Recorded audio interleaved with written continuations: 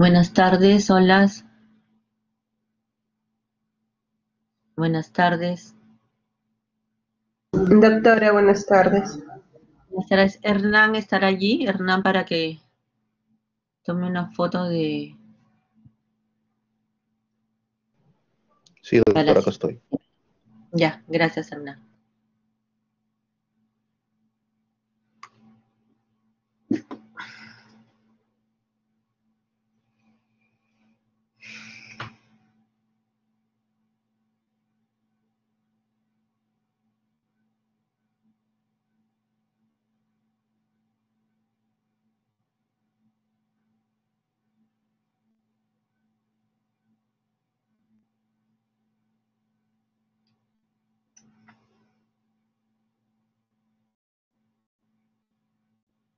Bueno,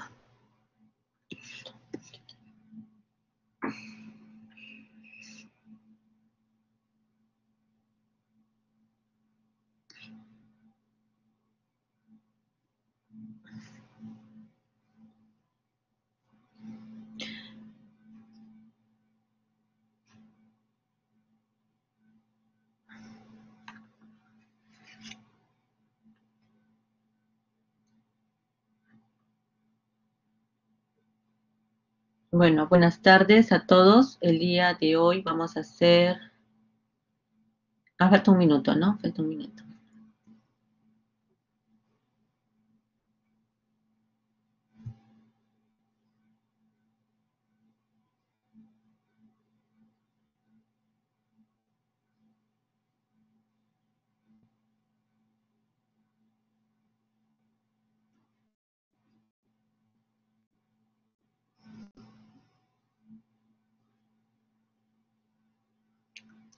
Buenas tardes.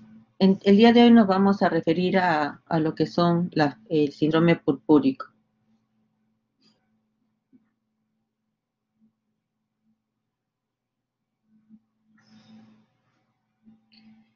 Cuando yo hablo de púrpura, me refiero a una extravasación de sangre en la piel y en las mucosas.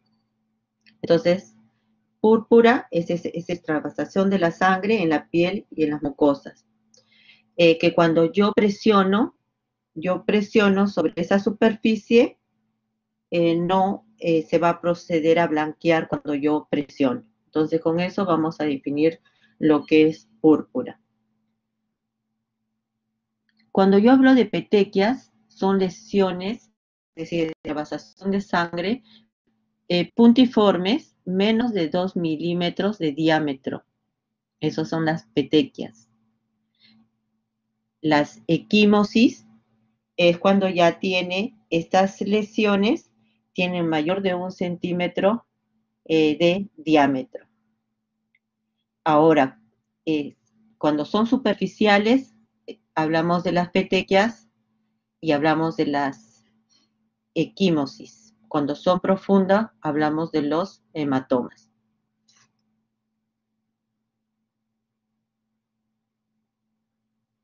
En cuanto, en cuanto a la epidemiología, lo que tenemos que preguntarnos cuando hablamos de púrpuras es ese hematoma o esa equimosis que yo estoy viendo en ese paciente, ¿es solamente un traumatismo o tiene un problema de fondo, una enfermedad de fondo? Entonces, lo primero que me tengo que preguntar cuando yo veo un niño con la presencia de una equimosis o un hematoma, ¿es trauma o no es trauma?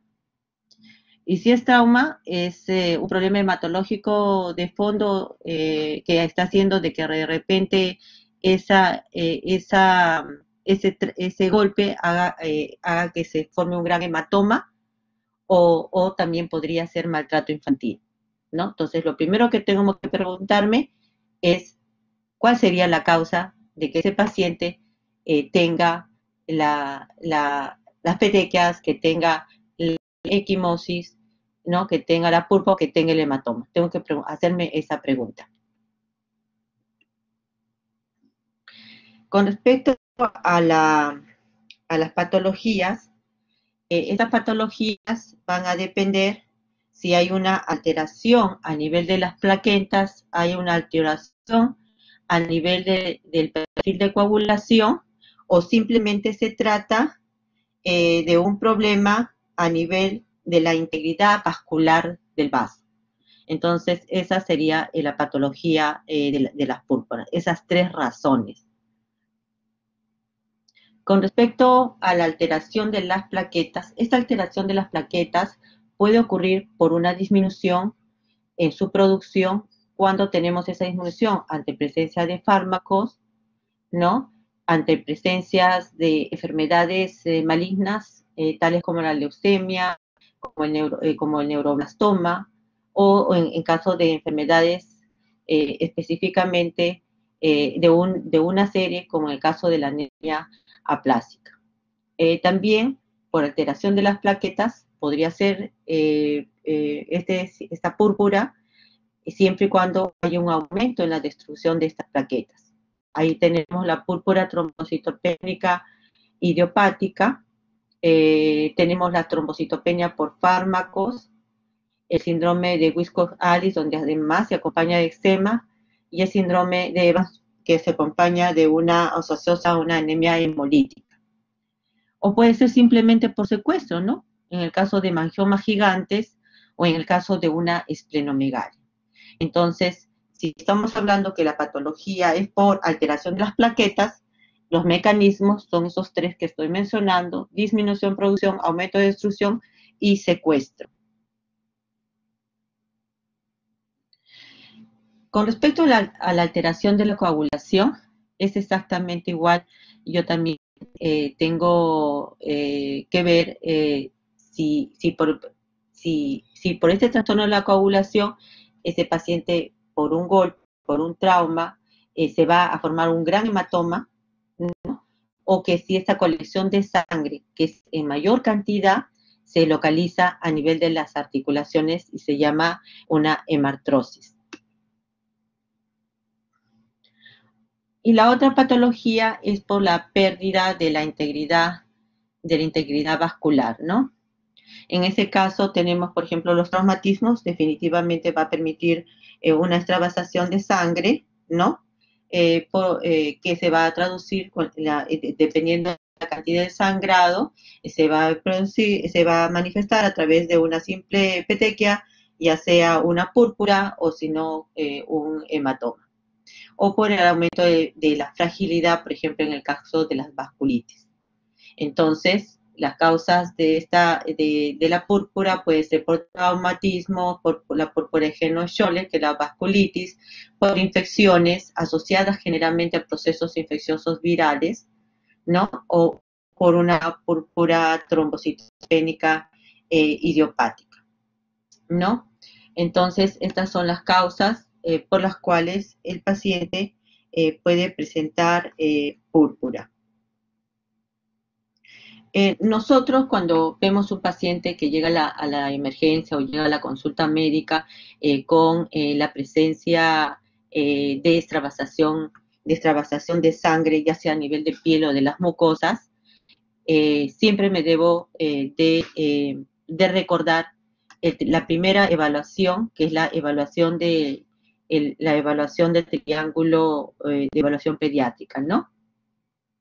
Entonces, en esa evaluación del triángulo de evaluación pediátrica, ya sea que yo vea una hemartrosis o yo vea, ¿cómo se llama? Por ejemplo, en ese pie que están viendo ustedes, una púrpura, ¿no? Donde vemos exantema de color, el color más rojo rosado, y la parte purpúrica, ¿no? Entonces yo me tengo que hacer siempre la pregunta: ¿qué es lo que estoy evaluando en ese paciente? ¿Qué es lo que estoy mirando? Entonces, ¿cuál de mis tres lados del triángulo se encuentran alterados? Entonces, lo más probable, cuando yo tengo un paciente con púrpura, va a estar alterado definitivamente el lado del triángulo, un solo lado, ¿no? Que en este caso sería la piel en la que yo estoy viendo las lesiones purpúricas. Independientemente de la magnitud de la extravasación sanguínea, yo estoy viendo esas petequias o esas púrpuras o viendo ese hematoma en ese paciente, entonces yo voy a decir que el triángulo, del lado del triángulo que estaría alterado sería el lado del triángulo circulatorio y mencionaría que en este momento se podría solamente tratarse de un shock compensado. Pero si ese paciente, la magnitud de sangrado es aún mayor, entonces ya va a haber compromiso de la parte del sensorio. Al comienzo podría haber una irritabilidad y después podría haber una somnolencia, entonces ya tendríamos, ya no se convertiría, ya no sería solamente un shock compensado, sino un shock descompensado. Y si además la magnitud del sangrado es aún mucho mayor, entonces ahí se formaría una falla multiorgánica en ese paciente. Entonces, cuando nosotros tenemos a ese paciente con una falla multiorgánica, pues lo que tenemos que hacer en ese paciente es proporcionar inmediatamente oxígeno. Yo debo aperturar una vía venosa, debería de tener un monitor para monitorizar a ese paciente, debería proceder a darle expansores de volumen, como el cloruro de sodio 9 por mil, que es el suero fisiológico, y inmediatamente solicitaría una analítica sanguínea, ¿no? Un perfil de coagulación y podría tener una analítica también urinaria. Aparte de ello, también debería tomar urea, glucosa, creatinina y evaluar la función hepática de ese paciente. Entonces, podrían estar alterados un solo lado, ¿no? La parte circulatoria, los dos lados, que se convierte en un shock descompensado, o los tres lados con una falla multiorgánica de ese paciente. Ahora, bueno, ya saben, acá están los diferentes síndromes fisiológicos del paciente, que ya lo hemos revisado en la clase de shock. No la voy a pasar. Entonces, una vez que yo ya tenga la evaluación de mi paciente, la evaluación del triángulo, que es la evaluación inicial en la que yo voy a tomar algún tipo de conducta como la que estoy mencionando hace un momentito, de lo que debemos de tener en ese momento, de acuerdo al paciente, yo voy a hacer la evaluación primaria.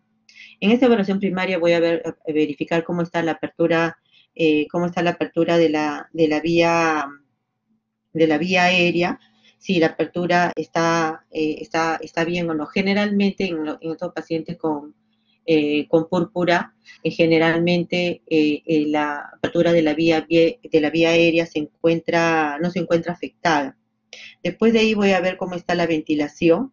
Si el paciente presenta taquipnea, generalmente el paciente va a presentar taquipnea, dependiendo de la magnitud, puede presentar taquipnea, que es el aumento de la frecuencia respiratoria, y generalmente no hay mucha alteración hemodinámica, pero como estoy mencionando, eso va a depender de la cantidad de sangrado. Después de eso tengo que evaluar la parte circulatoria. Y en esa parte circulatoria yo tengo que evaluar si el paciente presenta el sangrado, ¿no?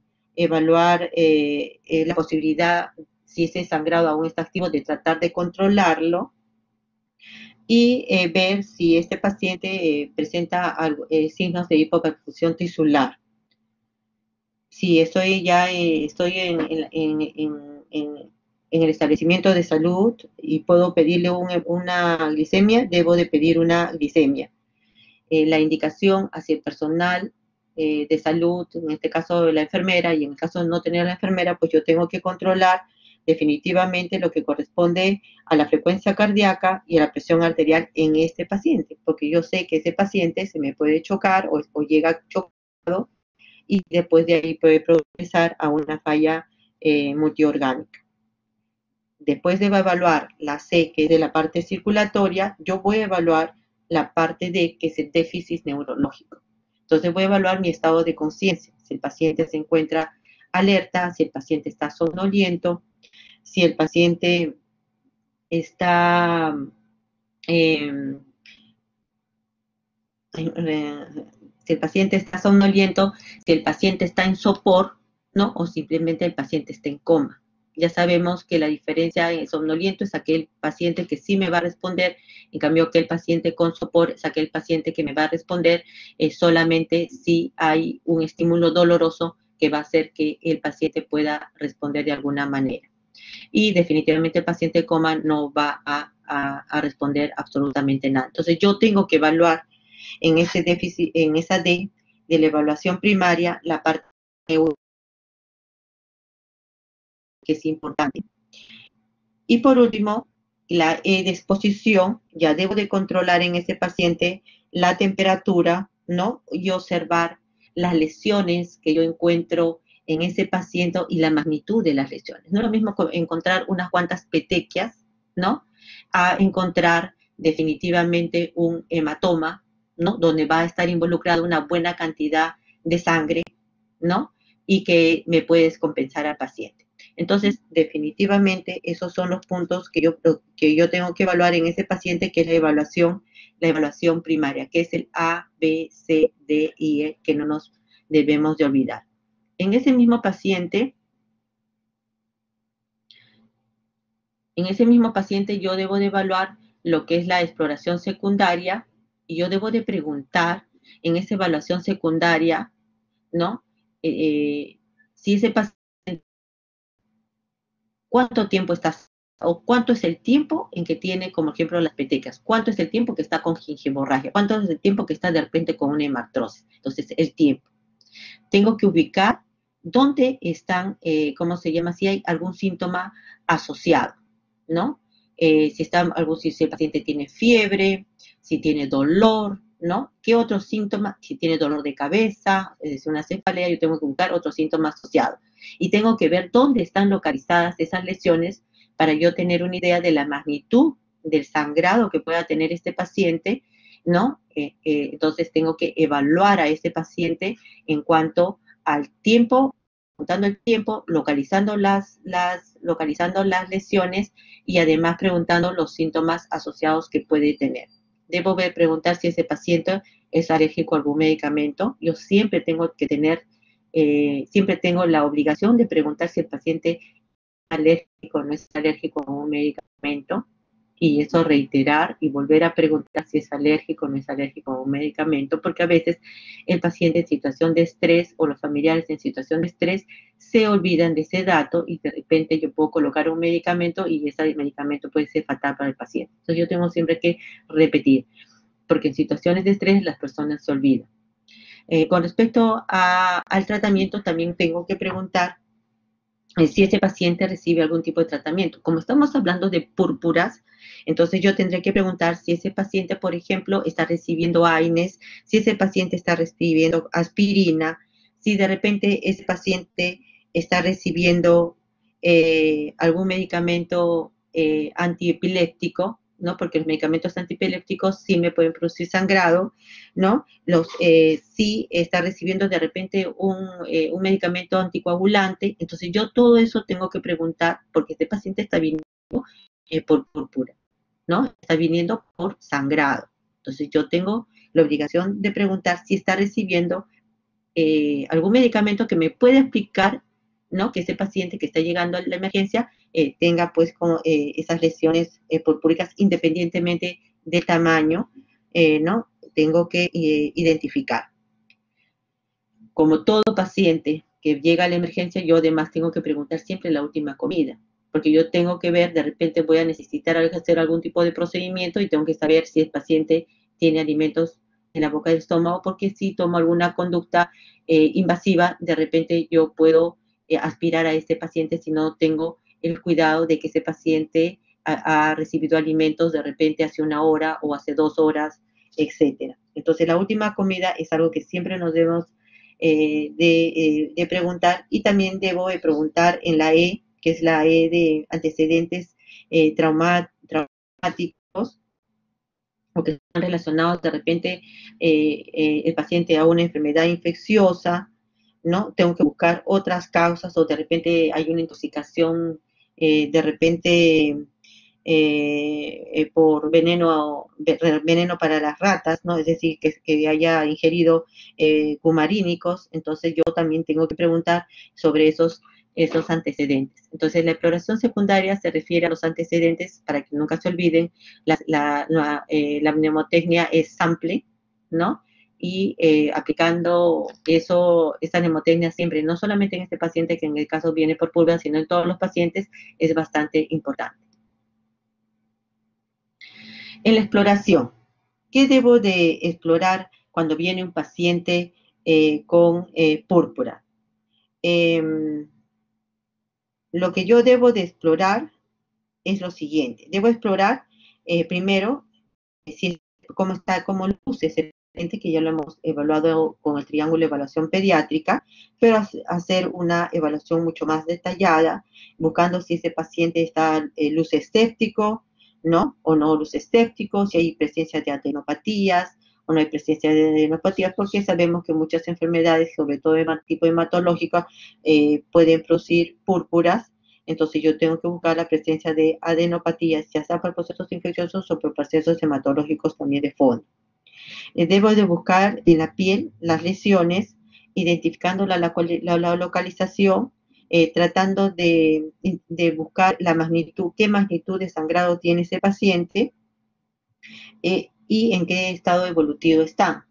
Acuérdense que cuando sangra el paciente es la sangre pura, pero a medida que va avanzando las horas y los días, va cambiando de color, ¿no? A pasar hasta un color verde y un color amarillo cuando ya desaparece.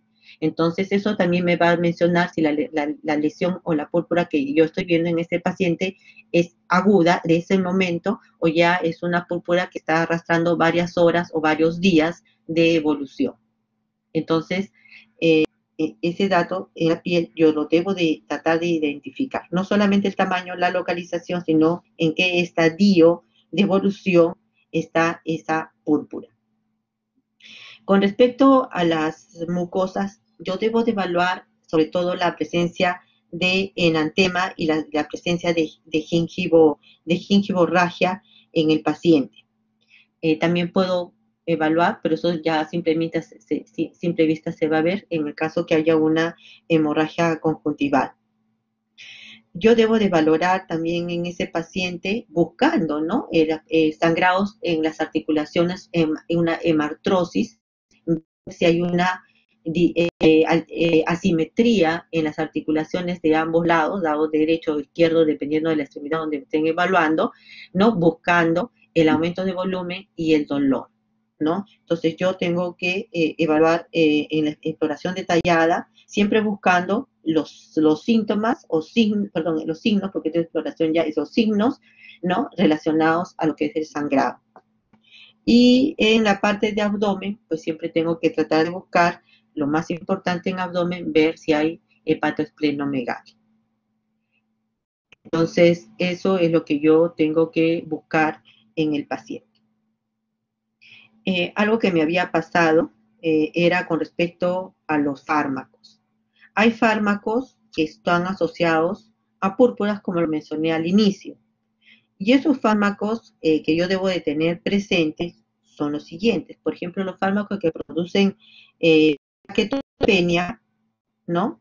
Es las sulfas, el trimestoprim, sulfametoxazol, producen, como se llama, plaquetopenia. Y yo lo debo de tener en consideración, sobre todo ustedes, porque cuando vayan a sus serums, ustedes van a tener en su posta probablemente trimestoprim y sulfametoxazol. Entonces tienen que tener en consideración que ese medicamento, que es el cotrimoxazol, puede producir plaquetopenia en los pacientes.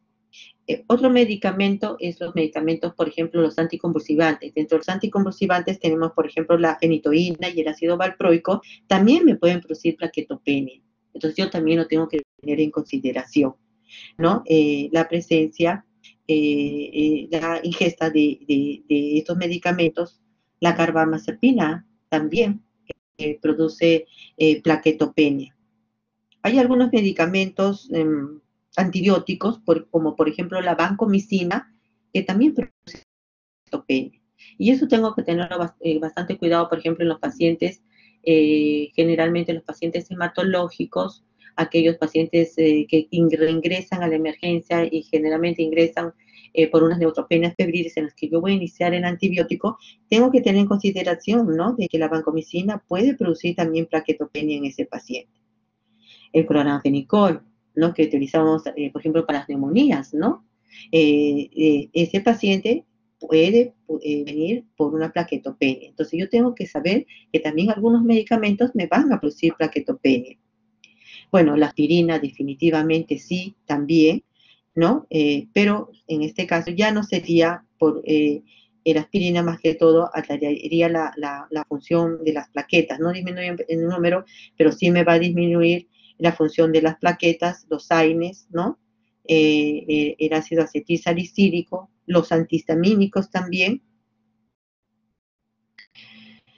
Ahora, después también debemos de considerar los anticoagulantes, ¿no? La heparina también me puede producir la presencia de, de púrpura, ¿no? Entonces, ya sabemos que algunos medicamentos me pueden producir púrpura y yo lo tengo que tener en consideración.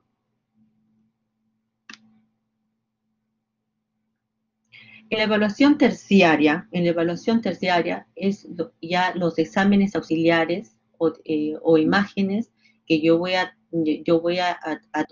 indicar para mi paciente para mejorar o corroborar el diagnóstico del paciente, ¿no?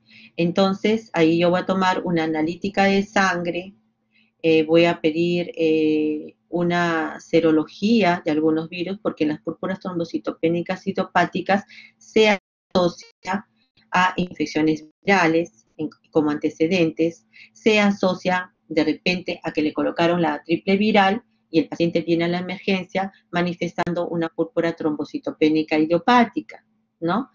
O puede ser eh, aquellos pacientes, a estos pacientes también se puede tomar un examen de orina porque pueden manifestarse como hematuria, como por ejemplo en la púrpura de Heno-Schönlein, ¿no? El paciente puede cursar con hematuria. Voy a hacer dosaje de inmunoglobulina, sobre todo en la púrpura trombocitopénica idiopática, voy a hacer dosaje de inmunoglobulinas, ¿no? En el grupo, voy a solicitar un grupo sanguíneo, voy a solicitar el grupo sanguíneo de RH, una prueba de Kunz, ¿no? Sobre todo si es bastante pequeño en edad.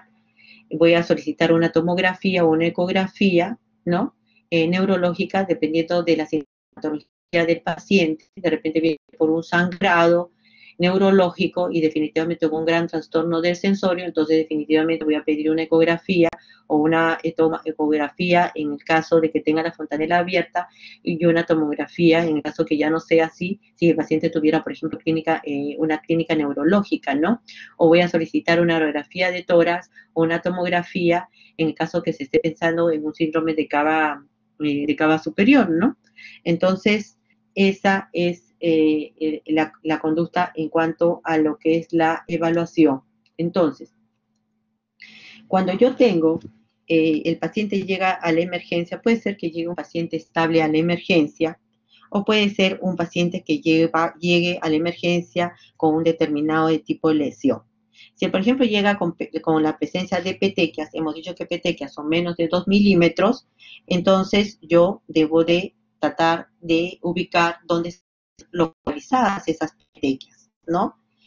Si el paciente son de menos de 2 milímetros y yo me tengo que hacer la siguiente pregunta. ¿Este paciente tiene, por ejemplo, tos o no tiene tos? ¿Este paciente tiene vómitos o no tiene vómitos? ¿Por qué me debería de preguntar eso? Porque yo sé que haciendo un esfuerzo, ¿no? Un esfuerzo, este paciente puede presentar petequias. Es decir, si llega a la emergencia un paciente que presenta, viene y la mamá me dice, doctora, de un momento a otro le han salido estos puntitos rojos en la cara. Ya, pero ¿qué más tiene, señora? Ah, ha estado vomitando. Entonces, si ha estado vomitando, es obvio que por el esfuerzo, ¿no? Puede el paciente presentar petequias y no necesariamente significa que esas petequias se traduzcan a un problema hematológico de fondo, ¿no? En este caso sería por el esfuerzo, ya sea por toser por vomitar. Si me dice, sí, sí, doctora, acaba de toser, o sí, doctora, ha estado vomita, vomita y vomita. Entonces, si me dice que está vomitando, entonces yo digo, estas petequias son por el esfuerzo que han hecho y simplemente le doy de alta a ese paciente. Pero si la mamá me dice, no, doctora, ni ha estado vomitando, no está tosiendo, y más bien, o lo he bañado y he encontrado esas petequias. Ojo, entonces digo, no, este paciente, pues yo tengo que estudiarlo, lo voy a observar, ¿no? Voy a identificar si este paciente tiene un síndrome de vena cava o no tiene síndrome de vena cava, verificar y pues en este caso, si tuviese algún tipo de síndrome, tendría algún tipo de disnea, de repente tendría una cianosis y edema facial, edema en el cuello, ¿no? En la región supraclavicular. Entonces yo podría decir, sí, probablemente podría tener un síndrome de vena cava. Entonces, si es así y yo veo clínicamente, le pediría pues, una placa radiográfica y si no lo tiene, pues le estoy dando de alta. Entonces, eso es lo que yo tengo que tener en consideración. Pero ese mismo paciente, por ejemplo, que tiene petequias y que llega a la emergencia, pero yo veo que las petequias ya no son así tanto puntiformes, que tienen mayor de 2 milímetros de diámetro y que no solamente están localizadas en un sitio, sino lo veo localizado en varias partes de su cuerpo, ¿no? O que tenga menos de 12 milímetros, pero que están en la región, por debajo de la región inframamilar, entonces yo voy a decir a este paciente, yo le tengo que pedir exámenes de sangre, no lo voy a dejar que se vaya así a la casa, le voy a pedir un hemograma, voy a pedirle reticulocitos adicionales, le voy a pedir un perfil de coagulación, de preferencia así con fibrinógeno, en el caso que estemos seguros que sí lo haga, ¿no? Y definitivamente una bioquímica completa. Entonces, esa es mi actitud, ¿no? Entonces, yo tengo siempre que tener en mi cabeza un flujograma, un esquema para poder trabajar y evaluar el paciente con los pacientes en general, ¿no? En este caso que estamos haciendo la clase, es los pacientes con púrpura. Entonces, si después de que ya lleguen los resultados de los exámenes de sangre que yo le estoy tomando al paciente, yo lo evalúo completamente, veo que tiene varias petequias y estas petequias en número son por debajo generalmente de la región de la inframamilares, entonces le voy a pedir su batería de exámenes, que vuelvo a repetir, que no se deben olvidar, tomo todo un hemograma completo, un perfil de coagulación y bioquímica. Entonces, si yo veo y llegan los resultados de los exámenes y veo que el paciente tiene trombocitopenia, también es importante definir qué es trombocitopenia, ¿no?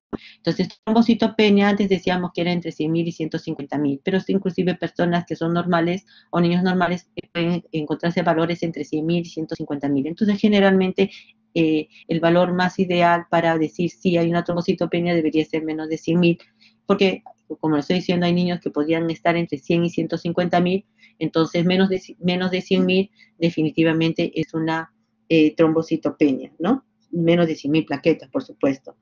Entonces, si fuese así y tiene trombocitopenia, lo que yo debería de sospechar que podría tratarse de una púrpura trombocitopénica idiopática, identificaré si ha estado de repente tomando algún tipo de medicamento, identificaré si ese paciente tiene una infección viral, de repente tiene una hepatitis C, una hepatitis B, una infección por citomegalovirus, de repente le colocaron la vacuna de la triple viral, entonces yo tengo, o de repente tiene una mononucleosis infecciosa, entonces yo sospecho, ¿no? Entonces entonces voy a tener un hemograma con una tendencia a la leucopenia, con una linfocitosis, con un PCR un poco aumentado, no tan alto como porque es una infección viral, entonces voy a sospechar en una púrpura trombocitopénica idiopática, ¿no? Y yo me tengo que hacer, bueno, eso es en una púrpura trombocitopénica idiopática. Si fuese una púrpura trombocitopénica idiopática, y la púrpura trombocitopénica idiopática pues tiene su manejo. Eso va a depender siempre del valor que tengan las plaquetas. Si estas plaquetas tienen el valor de menos de 30.000, ¿no? y el paciente tiene sangrado activo, me refiero a sangrado activo no solamente, bueno, ya sé que el paciente tiene petequias en varias partes del cuerpo, pero yo voy a revisar generalmente si tiene gingivorragia o de repente si tiene epístasis. Entonces, si el paciente tiene plaquetas menos de 30.000 en el resultado del examen de sangre que le he tomado, tiene menos de 30.000, está con gingivorragia, está con epístasis, entonces a ese paciente que tiene sangrado activo, además de las plaquetas menos de 30.000, entonces yo le voy a decir, este paciente se va a ingresar y le voy a dar le voy a indicar inmunoglobulina, ¿no? Si ese paciente, ese mismo pacientito que tiene las plaquetas menos, este mismo paciente al que yo le he tomado exámenes de sangre, ya no viene con plaquetas de menos de 30.000, sino este paciente viene con plaquetas menos de 10.000, ¿no? Es decir, menos de 10.000 y además tiene factores de riesgo, o de repente hay, pero no, o de repente también tiene sangrado cutáneo en ese mismo momento, entonces yo voy a decir a este paciente, definitivamente lo ingreso y le voy a agregar corticoides. Ahora, este es el paciente que tiene menos de 10.000, pero el paciente que se encuentra entre 10.000 y 20.000, ¿qué conducta voy a tener en este paciente que tiene las plaquetas entre 10.000 y 20.000? Entonces, ese paciente que tiene las plaquetas entre 10.000 y 20.000, pero que no tiene factores de riesgo, a diferencia que el que tiene menos de 10.000, que sí tenía factores de riesgo, este que no tiene factores de riesgo, entonces a este paciente yo debo de ingresarlo, observarlo y voy a tener una conducta expectante. Entonces, este paciente de 10.000 a 20.000 sin factores de riesgo, que puede tener sangrado, pero no tiene factores de riesgo, voy a tener una conducta expectante. Pero si ese paciente, al mismo pacientito que tome, tiene los resultados mayor de 20.000, pero no tiene ni un solo factor de riesgo, ¿puedo darle de alta? Sí, le puedo darle de alta, pero con una cita a hematología. Entonces, el paciente, lo más frecuente de lo que van a venir por la emergencia son los pacientes con púrpura trombocitopénica idiopática.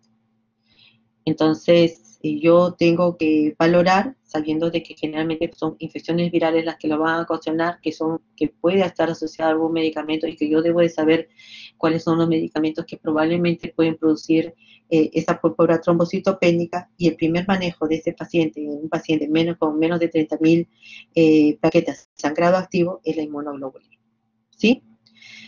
Y si no, ya menos de 10.000, pero con factores de riesgo, ¿no? O sangrado cutáneo mucoso, y voy a iniciar los corticoides a aquel paciente con valores más de 20.000, sin factores de riesgo, un paciente que no se está mal, entonces sí podría tenga la certeza de que va a ser evaluado por el hematólogo. Otra de las causas por las cuales viene el paciente es la púrpura de Heno-Schönlein, que es la vasculitis, ¿no? Entonces, en este caso, los pacientes que vienen con púrpura de Heno-Schönlein, estos pacientitos van a venir a la emergencia pediátrica manifestando eh, la presencia de la púrpura palpable, ¿no? Es la púrpura por la misma vasculitis, ¿no? Ustedes la van a ver de color, un ratito, la van a ver de color, un rosado tipo fucsia al inicio, ¿no?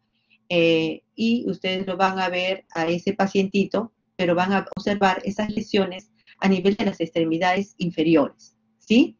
Lo van a ver a nivel de las extremidades inferiores. Las lesiones son como las que están en el pie, la rosa, en forma simétrica. Van a observar esas lesiones en este paciente. Sí, ya es una púrpura genosis un poquito más establecida, ustedes van a ver el edema, porque la púrpura genosis es una vasculitis. Entonces, no solamente hay una extravasación de lo que corresponde a la sangre, sino hay una extravasación en general también de líquido que va a producir la presencia del edema. Entonces, van a ver ustedes las extremidades, pero van a ver las extremidades con edema. Y en el caso de la púrpura de Heno-Schollen, generalmente esto es un poco simétrico, se van a verlo en ambos pies, en ambas piernas. Y a medida que va pasando, o se va exacerbando la enfermedad, ¿no? Entonces eso va a ir ascendiendo. Entonces van a verificar que va a ascender y va, por ejemplo, este paciente va a tener la misma lesiones púrpura palpable y puede progresar aún más. A medida que va avanzando el tiempo, ya no se van a ver completamente así medias de color rosaditas, como tipo fucsia, rosaditas fucsia, como están acá donde yo les estoy señalando, sino ya van tomando el color de la púrpura, que es el violáceo, ¿no? Y es la forma ascendente. Entonces, la diferencia va a ser mucho las características y la forma que en el caso de que la púrpura trombocitopénica idiopática no es en cualquier lugar que aparecen las petequias o las equimosis, dependiendo del tipo de sangrado, a diferencia de la púrpura de Heno-Schollen, que va a ser en forma ascendente, en forma simétrica, lo van a ver, ¿no? Y va a ir ascendiendo. Entonces, pero este paciente además no solamente tiene esa parte de lo que es la parte abdominal, eh, eh, de los inferiores, sino además este paciente cursa con dolor abdominal. Un dolor abdominal que es un dolor abdominal tipo cólico, ¿no? Y además puede cursar con artralgias y por lo tanto con artralgias o artritis y algunas veces también va a cursar con hematuria. Entonces, cuando yo tenga un paciente que tiene artralgias, que tiene dolor abdominal, que tiene las lesiones purpúricas, ¿no? Y que tiene la hematuria, entonces yo voy a decir que probablemente es un paciente con una púrpura de Heno-Schollen. Ojo, no siempre todos los pacientes lo que sí siempre van a tener los pacientes es la púrpura, de la manera como se los he mencionado, ¿no? El edema en las extremidades inferiores, pero el paciente puede o no tener dolor abdominal, y si lo tiene el dolor abdominal, depende mucho del paciente en cuanto a la intensidad, porque paciente y producir un problema de una invaginación intestinal, ¿no? Y esa invaginación intestinal, si no se opera rápidamente y se resuelve el problema, pues definitivamente se va a necrosar ese tejido y se va a complicar, ¿no? Me acuerdo que creo que hemos tenido una paciente que falleció por una inducción. Entonces, eso es como se llama, es bastante importante tener en consideración. Otra, la hematuria también puede tener, entonces por eso que en los exámenes del paciente con púrpura pedimos examen de orina para identificar la presencia, si hay presencia de proteinuria, ¿no? Si hay presencia de proteinuria, me puede hacer sospechar que se puede tratar de una nefritis en el caso de una púrpura de Heno-Schollen, y debo además, si hay una nefritis, entonces en la presión arterial, ¿no?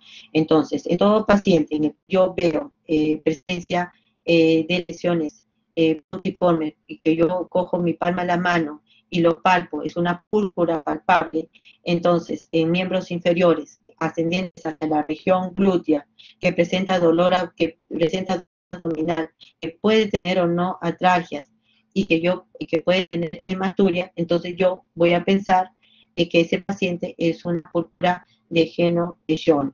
Entonces lo que tengo que pedirle, de todas formas, es un sedimento urinario, controlar la presión arterial, verificar que el paciente tiene proteinuria, verificar en el examen de orina que tiene realmente una hematuria y verificar si ese paciente, cómo está su presión arterial.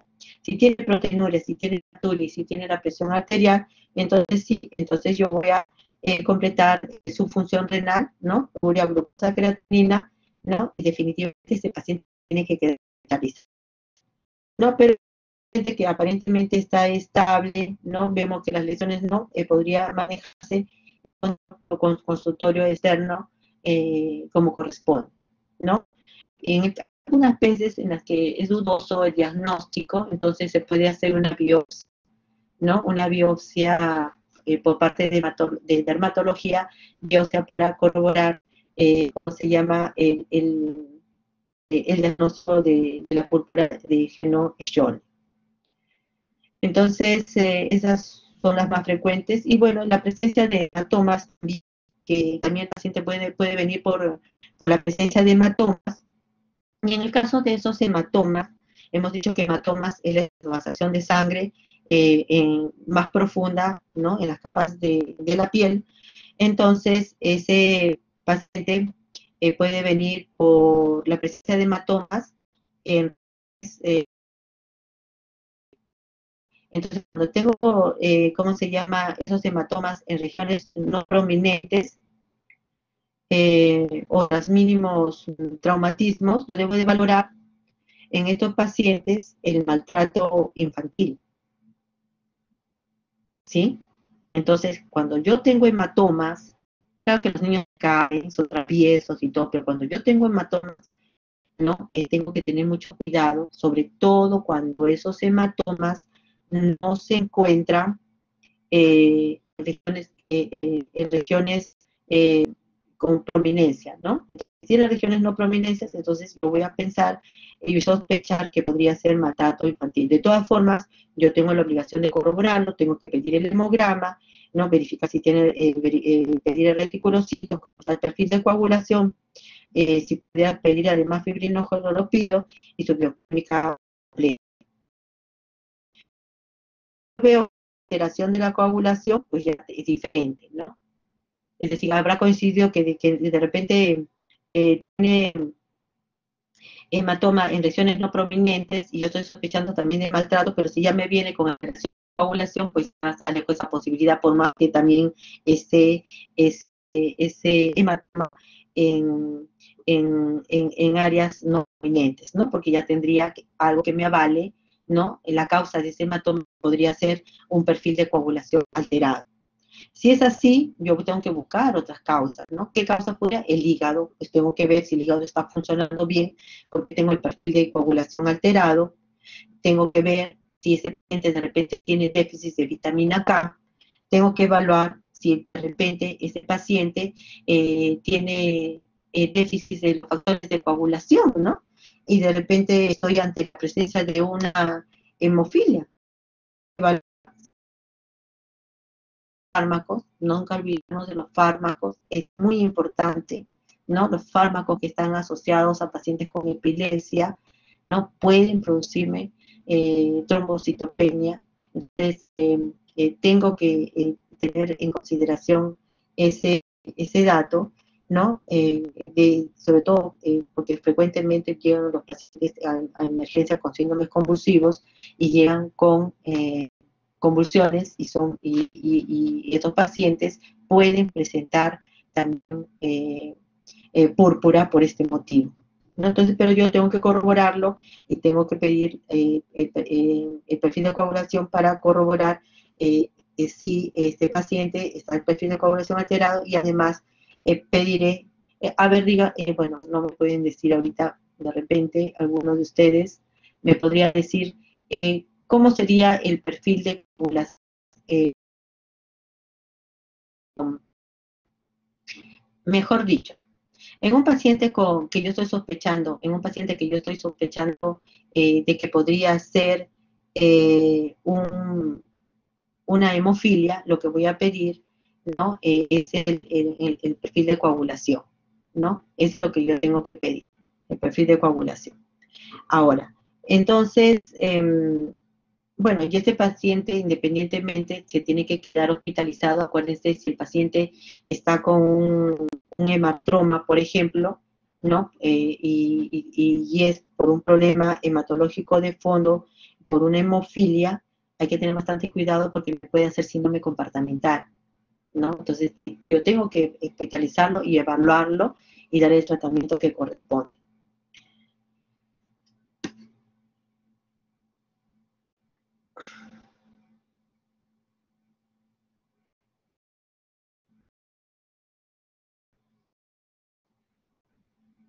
Ahora, el tratamiento específico, ¿no? El tratamiento específico es Por ejemplo, en la púrpura de Heno-Schole, ¿qué tratamiento la púrpura de Heno-Schole y la púrpura trombocitopénica y hepática son las más frecuentes que van a venir por la emergencia. Entonces, siempre vamos a tener estos dos pacientes que siempre van a venir y lo que nosotros debemos de saber hacer el diagnóstico diferencial. Entonces, cuando se trata de una púrpura trombocitopénica y hepática, entonces, si tiene dolor articular, porque hemos dicho que viene con dolor articular, ¿no? Yo le puedo dar AINES para ese dolor articular. Pero si a pesar de eso no cede, puedo agregarle corticoides a dosis de 1 o 2 miligramos por kilo, ¿no? Los corticoides también estarían indicados si el dolor abdominal es demasiado intenso, ¿no? En el caso que pudiera presentar hemorragia intestinal o en el caso de una vasculitis a nivel del sistema nervioso, es unos 2 miligramos por kilo por día, ¿no?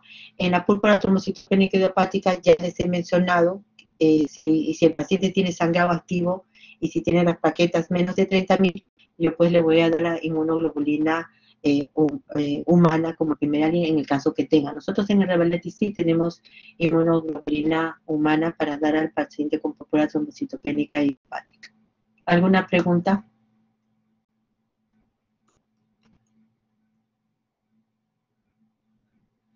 ¿Alguna pregunta, chicos?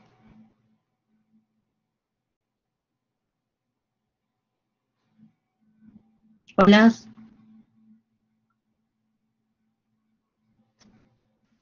Parece que me pregunto. No, doctora.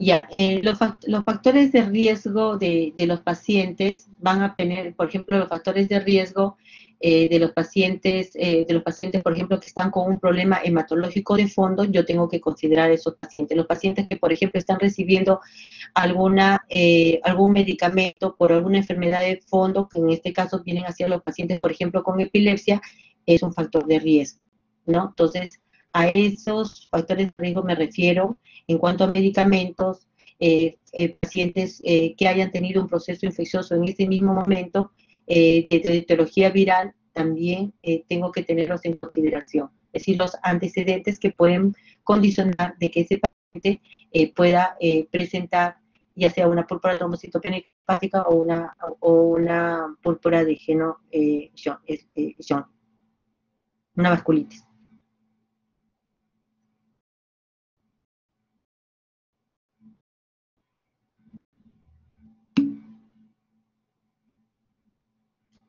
Ya la hice.